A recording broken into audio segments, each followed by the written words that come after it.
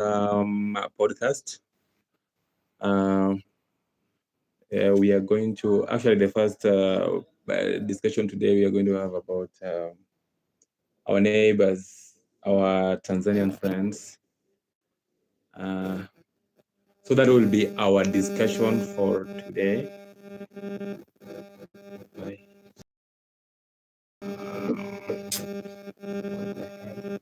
What do you think the problem is coming from? Uski? Naisikia.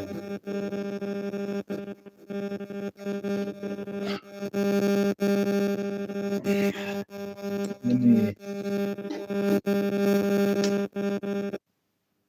huko unaisikia? I don't know what the problem is. What about now? Hausikii. But though inakuja kidogo kidogo kile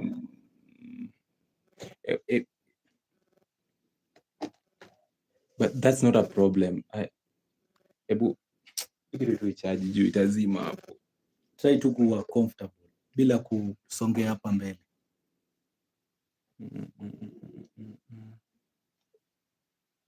Mimi wacha ni guys, acha nikusikizia hapo. Okay. Guys, thank you for joining this live. We are here to talk about the current situation, the state of the nation in Tanzania. They had their general elections yesterday, but the way things turn out, they have wameanza kutukopi kama wa Kenya, right? Wanaenda straight because I don't want to be judgmental, but if that is how women leaders can rule, that is not even leading, that is now ruling. If that is how you can rule a country, then I think we should not be giving them any chances.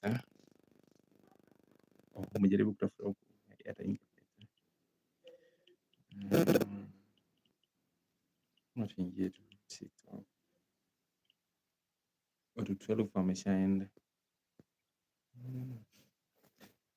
Unasikizia? So si mbaya.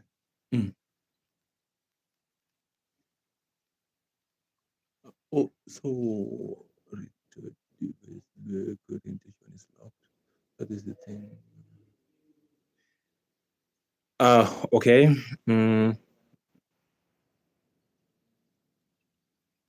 So,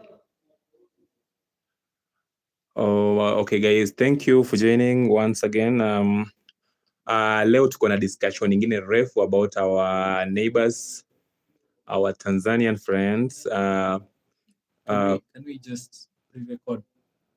Sure, we can. No, not really. We'll join. Hi guys. Mimi ni one of them. We are going to have a very fruitful discussion at the end of the day. But sasa mambo ya Tanzania bro, unasema je maneno? Mambo ya Tanzania, first and foremost, Mama Samia Suluhu.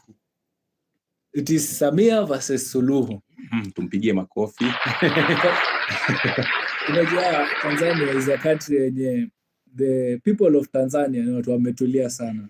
Yeah. The people of Tanzania ni watu wenye naturally they are not violent. If you compare Tanzanians and Kenyans, Kenyans are more violent than Tanzania. Niliona jana there was this video that walikuwa nasema that some Kenyans walikuwa na sneak into Tanzania. Because niliona hiyo maandamano hawawezi, like we just had to help our neighbors. Well, the good thing about Tanzania, it's not just Tanzanians wenye hawawezi, hata their policemen hawawezi. So wana balance. If Kenyans go to Tanzania, they'll bring imbalance in Tanzania. But imagine they're burning their own country down. Unakumbuka tukiwa na our time Tanzanians are not even burning their country, bro. They burnt a police station. But the statement that I had in the morning is one policeman died, one civilian died. So, those are only two people. In Kenya, so the statistics of Kenya, bro. I can give you statistics. 2024 finance bill. We can count hundreds since 2024. that have died out of protests. Even protesting things that are not protests, such as viewing of the body of Raila Odinga, 4 are dead.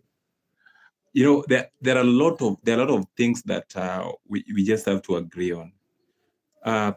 Tanzanian people, they're protesting against electoral injustices, but in Kenya tulikuwa tuna protest about the high cost of living. And from their statements by that time walikuwa wanasema ni aje mna watu wanaongea kwa accent mzuri watu wangu wa Kenya mnalilia chakula, si mwende mfanye kazi, you know. Walikuwa naiona ni kama it was not too serious until imefika side ya kwao, but now this is somebody is violating human rights. I don't know how we in power if that is the case. I was listening to Maraga saying 50% of women should be in positions. That was the last thing I saw. Maraga is a good man. Maraga is a very good man, but intelligent. But I want to assure you one thing. If it's going to include 50% of the cabinet or maybe the government officials to be women, then count me out from Maraga's team. That is, we are talking about gender equality, but I totally disagree.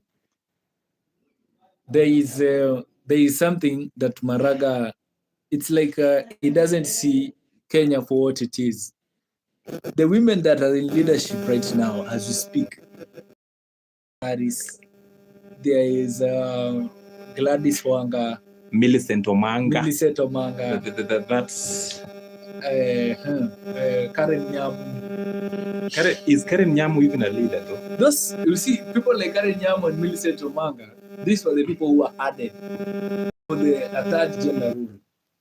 So the point is, in leadership, women are most likely not to get into positions. But because, number one, men are more vigilant. When it comes to campaigning, a man will outdo a woman in campaign. In strategy, in strength. Hapo sawa. In strategy and in strength, a man will outdo a woman in campaigning. And in convincing people, the voice of a man is more believable than of a woman. Definitely. A man, when he says, I'm going to do this, I'm going to deport all these people that are immigrants into our country, you will believe him.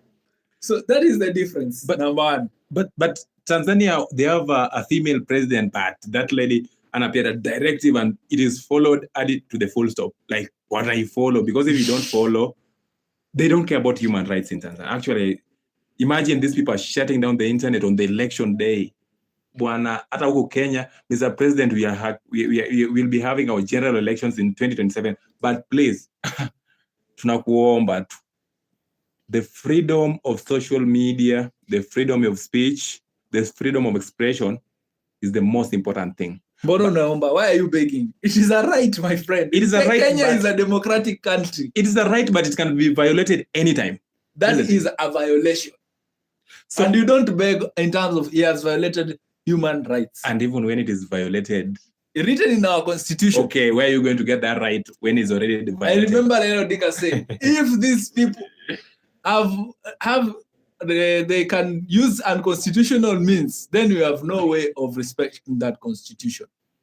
So if you want us to believe that we're the president, it's the constitution that put you there.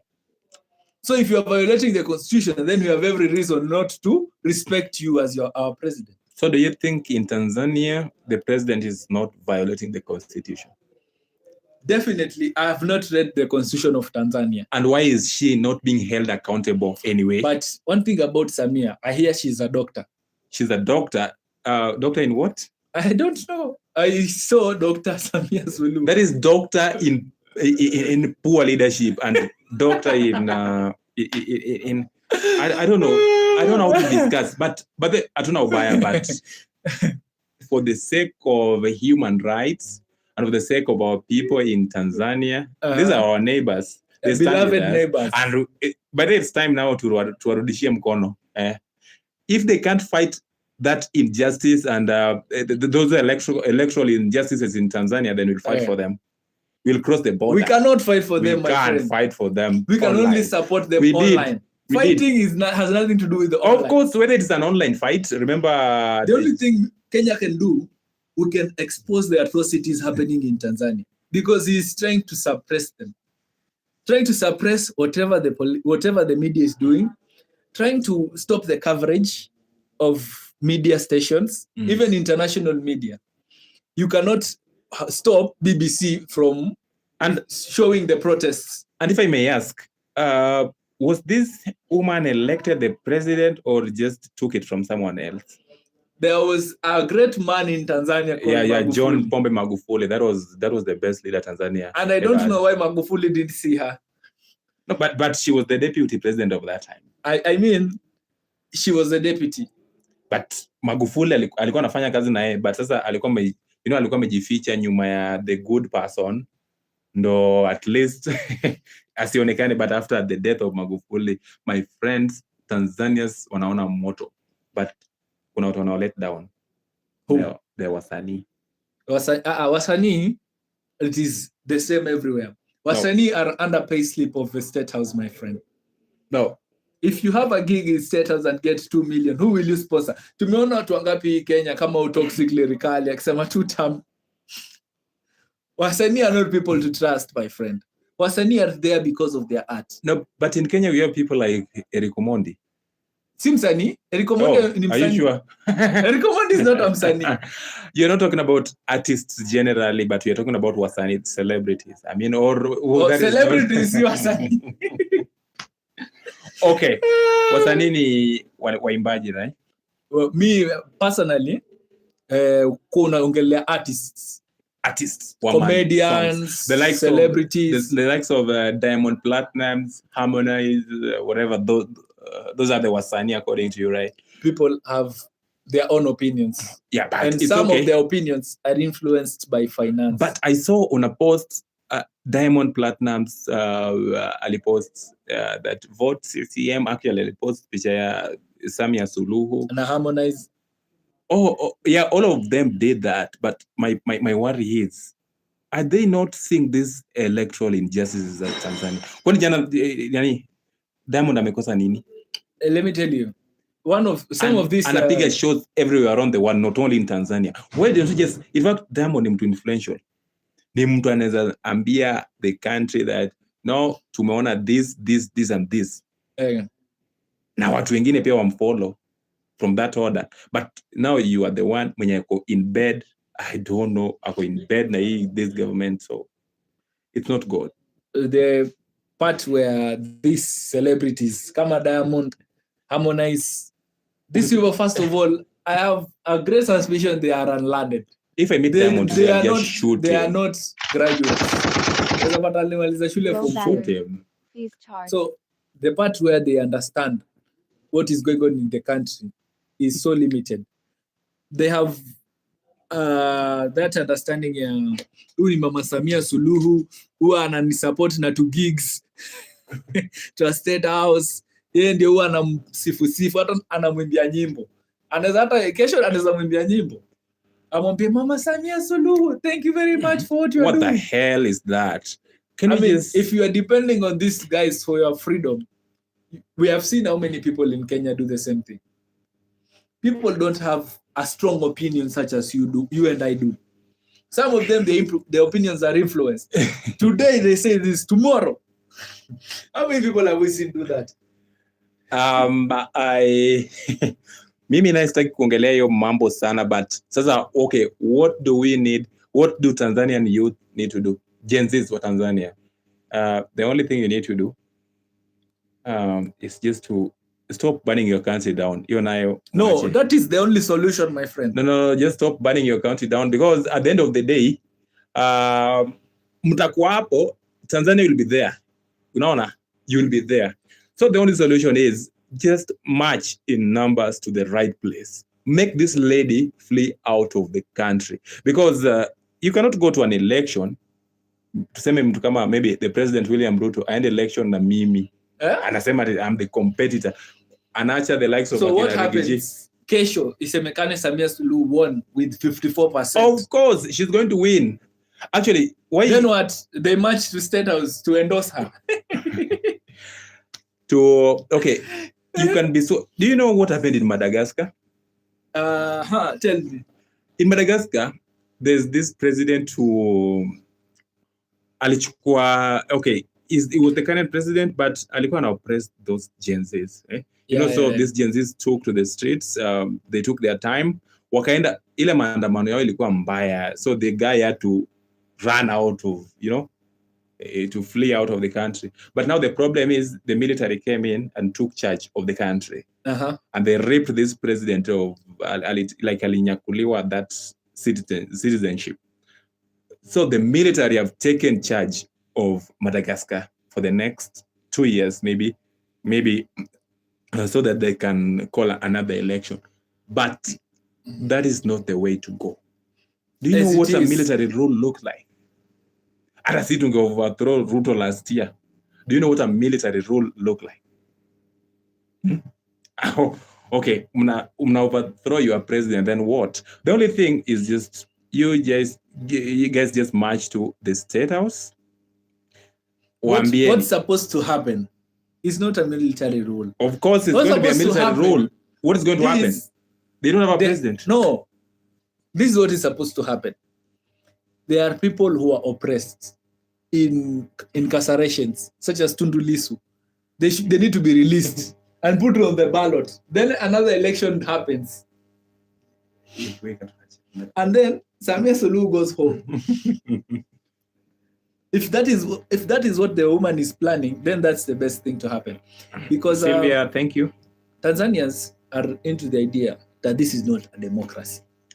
So in the case where this is not a democracy, that is to say, Robert, Tanzanians do not trust the electoral process.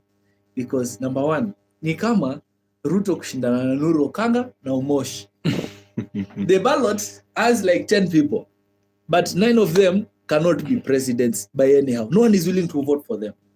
The only viable person in that list is Samia Suluhu. And the next person is the opposition, who 600 are either lost in jail or some of them have died. Abducted. That is a nice statement. So when you look at this case, the Tanzanians are not voting against election results. They're voting against the election. That means that they do not trust the electoral body. They do not trust the electoral process. They did not even turn out to vote yesterday. They turned out to protest against elections. But why? So okay, unaenda kuvote unavotia nani? The thing is, bring Tundu Lissu into the ballot. Bring some viable candidates into the ballot. The ones you have oppressed and made them not have. You see, human rights is, the way you mentioned, a big deal. Tundu Lissu is in prison. And in prison, even CCTVs everywhere, even in his toilet, there are CCTVs. They are watching him all the time. So democracy and human rights are not being, I think, a big part of Tanzanian government. Sisi kama Wakenya tuko sawa sana kwa democracy. And I think we need tuko sawa democracy. But we are only better than them. Si tuko na shida. But compared to them. Exactly. We are the best losers. You know, they say that the father of democracy in Kenya was the late Raila Odinga, right? In East Africa? No, in Kenya. In Kenya. And okay, look, okay, you guys should just follow. I was just following the story of Raila Odinga, how he became alianza his political journey when he was a lecturer at the University of Nairobi. So this guy, the way he fought for democracy is not just, you cannot just wake up and fight. Democracy is being fought for. So if you're sitting down there and you're seeing your country burning into ashes, but Tanzanian people, they just bet wameogopa, hakuna kitu wamechoma hapo. But hakuna kitu wamechoma hapo. Nimeona tu lori fulani moja ilikuwa imebeba marked ballot papers ya Samia Suluhu. But anaogopa nini? Anajibia kura. You know, Samia once she has had a taste of power. One which she was the president, not a deputy. You see, when you become a president, you are the commander-in-chief. And number 2, you are in charge of the executive. And you have the arms of government in your hands. You can say, and it is done. So that taste of power got into her head. And she couldn't imagine of 2025 without Samia Suluhu. So probably she had some advice from rogue advisors and told her that what you need to do is suppress the opposition, because Tanzanians were too tired of her. They knew of what she's doing and they were not happy. So the mistake she did is she campaigned on the side of oppression instead of the side of uplifting Tanzanians. That is when you are working on PR, there's a time it will come down. But when you are working on development and building and construction of your country. But do you think Samia Suluhu is not a development oriented person, ama like hajafanya developments mingi huko Tanzania? You see, there is a point here, I think it's mostly about optics. How is it looking? Does it look like I'm doing development? Instead of doing actual development, you're more of advertisement, more of speaking up, more of the outlook. But in terms of development, I think she has done a great job, to be honest. What has she done? No, I'm not following, but the problem, the reason we are not following, but you say she has done. You need to say. Like nimesikia story mingi, but I can't just remember all of them right now. But kitu yenye naweza sema ni the only thing why these people are protesting against her is her take on human rights. She's not akiona tu any activist. Ungekuwa hata kama hapa Kenya, Boniface Mwangi, siku na time fulani alienda Tanzania. What happened? She was tortured. He was tortured. Yeah, I remember. So this is somebody such a horrific one. Then there are these NGOs, the likes of what is that? Amref. Amref International, right? So these NGOs zikienda Tanzania, this lady anajaribu kuwastopisha from seeing what's really going down in Tanzania. So, but the problem, no, I don't have any problem with that, but the problem with the international media houses, they give a very bad story about Africa, and that is a fact. Stories such as, there's a lot going on in Africa, my friend. Africa, but okay, they are exposing our problems to who? To the world. To the world. To who is the world? Are we not the world? No. Let me tell you. Do you know these people are the imperialism yenye iko hapa ni hao ndio wanaleta. You see, the good thing about exposing is the world is divided into two. There are people who wish good for the world, and there are people who wish to make the world a better place, and there are people who commit atrocities who are supposed to be in the ICC. And power attracts the worst of us. So the worst people in our countries become our leaders. That is the worst thing about power. They are the ones who are mostly attracted by power. So these people, one person can commit such atrocities, such as the ones you are seeing in Congo, the ones you are seeing in Burundi, the ones you are seeing in Sudan, the ones you are seeing in Tanzania. All of these things are happening. And the more you expose them, the more you expose the inner problems that are happening. Do you know what happened in Libya when Gaddafi was being like, your image walipeana about Gaddafi to the outside world? Yeah, I remember. But as a real citizen of Libya, was not seeing Gaddafi as a dictator, but the world was seeing Gaddafi as a dictator, right? Most people celebrate you when you're dead. No, they don't see you for who you are when you're alive. No, I'm not talking about that. Remember in Libya, look at their policies. I remember what Gaddafi did. Look at their policies in Libya. Kupata tu mtu ako tu like hakuna kitu anafanya is very rare. And the government mostly, actually, the thing is, ukifika hiyo age ya kuoa in Libya, the government takupea pesa ya wedding, tena ikujengee nyumba, then ikupe kazi. Because they have gold reserves. They didn't have any deni for the international banks, right? Yeah. Like walikuwa tu. So ukifika hiyo point yenye unajitegemea, the world inaanza kukuona kama you're a dictator because you do not depend on them, but you're in Africa. Yeah. So when Samia Suluhu banned international media houses from recording what was happening in Tanzania, that was the correct thing. But now, how is that correct, bro? Because these people are the people who are, this is international media houses. they are not owned by Tanzania. Mhm. Same kitu kama BBC. BBC is a British broadcaster, right? Owned by the United Kingdom. We have CNN of the US. So these people, who are they reporting our atrocities to? We can handle our problems. But now the internal thing that alifunga social media in Tanzania for a normal mwananchi to follow up what is going on. Of course, it was not a voting day in Tanzania yesterday. It was a protest day because they were not going to vote. Why are you voting somebody who's already winning? So they didn't turn up to vote. But bado kuna numbers.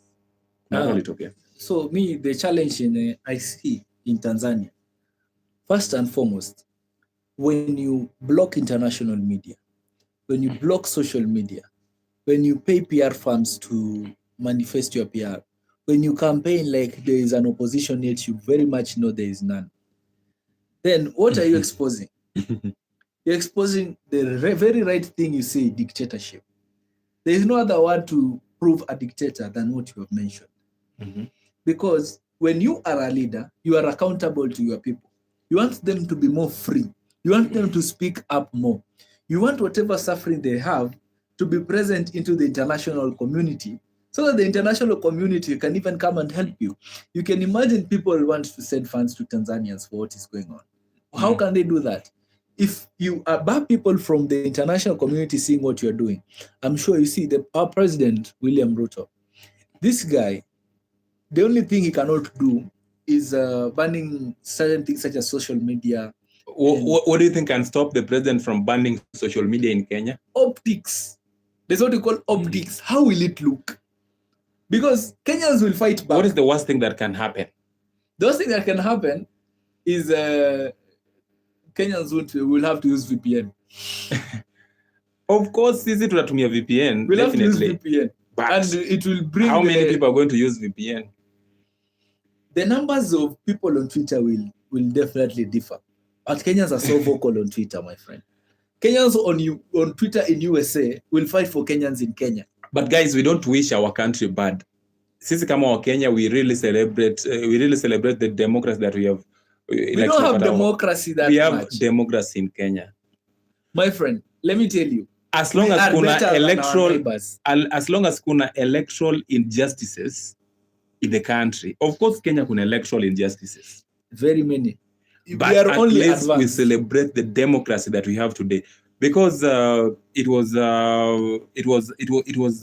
something that actually democracy ya Kenya imekuwa mzuri sana after the 2010 constitution, and lazima tupigie makofi our late president Moi Kibaki and the former Prime Minister Raila Amolo Odinga. They engineered the 2010 constitution that brought devolution of power to a normalcy. Do you think Tanzania kuna devolution? What I'm seeing in Tanzania and what I'm seeing in Uganda, Kenya went ahead with the first liberation. The first liberation was whereby we were taking power away from the whites and bringing it to our side. Then there was the second liberation, whereby it was supposed to be a revolutionary building of our own economy. That is what Moi Kibaki did. So right now, the young people are still in the second liberation. So Uganda is still under Museveni, someone who has not even retired, someone who's been saying he's retiring for over a decade now. Museveni anataka tu term tu moja, only one term. Muongeze tu term moja aende nyumbani. And I was thinking Magufuli could have brought a change in Tanzania. You see, Magufuli was one guy who was working alone. He didn't have a system. If it was that airport to be made, you will see Magufuli in the airport, coming to see whether things are working smoothly. If it was certain things such as roads, you will see Magufuli even looking for construction workers. What are you doing here? Instead of having a system to oversee these things. What happened to Magufuli? Magufuli was going against COVID-19, saying that this is an orchestrated disease. This is manufactured disease. It's not original. But he was right. He is right. Up to today, we know he was right. But the thing is, he was going against very many people who are profiting from that. So that's why I'm telling you, I don't know as a pata, but I don't want to be judgmental. But for a president to be eliminated the way Magufuli was simply eliminated by some people who imposed this woman. Executed. They imposed this woman into power, has drained Tanzania, akatoa anything to do with. But Magufuli was a very nice person. Actually, that's the best president Tanzania ever had. But better than Mwalimu Nyerere? No. Magufuli was better. Look at the corruption cases during Magufuli's time. Anaweza kuja hadi kwa village chief ule wako China, mwambie, anauliza nani ako na maneno yote about this chief, kama uko na maneno yote yenye huyu jamaa amefanya yenye kufurahishi, sema hapa tumtoe. And they work like that. So Magufuli, mambo yake na corruption ilikuwa better. Actually he fought corruption, but now there was a mole in Magufuli's government. Yeah, Magufuli, that is why I was saying Magufuli, I think the only challenge I saw with Magufuli is a system. You see, when you are a leader, you try to build systems. But if you build a system, a system is just there for... When you die, the system remains.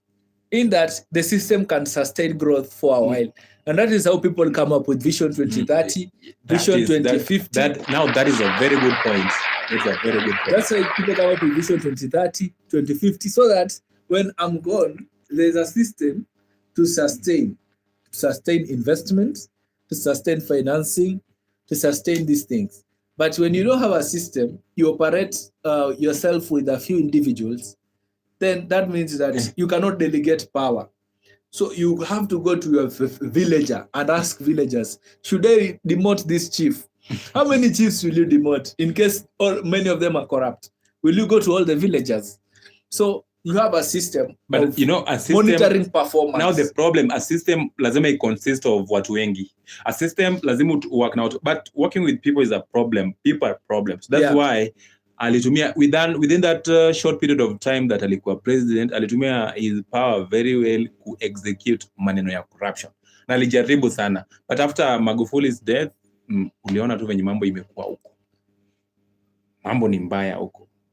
Magufuli, unajua TZ, the people of TZ are so relaxed. Right now, I give you that 500 Tanzanian shillings. You'll only come back here with uskari water. How much is that? No. How much is that in Kenya shillings? 3,500. Let me see. Nakonga one bob ya Kenya ni how much uko? I have no idea. I guess. But why do you say 3,500? That is exactly what I know. Will you buy in Tanzania or you buy in Kenya? When you go with 35, I don't know about the exchange rate, but I know when you go with that 500. The last time I went to Tanzania, tulienda some border, I think ilikuwa border ya wapi, kwa chini. Let me do the math. And nilibuy beer moja ilikuwa 1,000 bob. 1,000, si ilikuwa 1,500, but Kenya ni 2. We want to work with facts. And by the way, there was something that I wanted to clarify yesterday. There's this media platform. It was 7 News Global. 19 shillings, I told you. There was this this story that ilikuwa na trend jana about the Ruto alisema, unaweza ipata. Kuna hii post imekuwa ikitrend online that Ruto sijui alisema nini. Acha niwaekee watu wasikie. Ruto alisema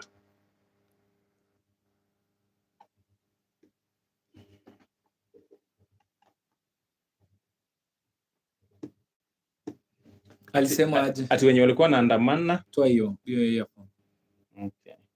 Ati wenye walikuwa naandamana wamepelekwa home. Wanaweka masufuria kwa kichwa. Acha niwachezee hii video. But that was a misunderstanding. Nataka tu watu wakuwe tu watu honest na wache ku spread false information.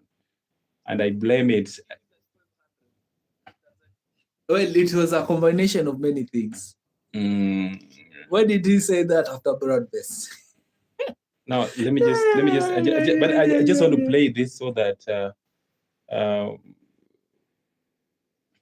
in Nakuru. He was in Nakuru.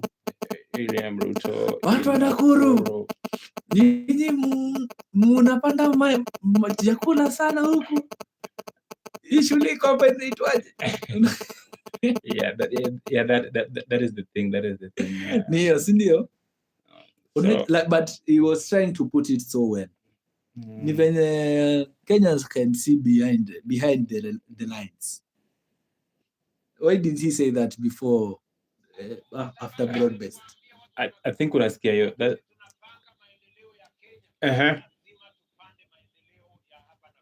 Unasikia?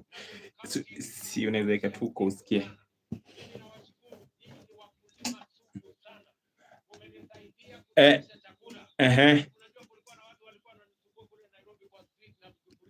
Sasa hapo. Si tutoke tingie TikTok. Hapa naona ni 0. Oh, sawa. Okay, guys, we'll come back shortly. Tuanze na hiyo video.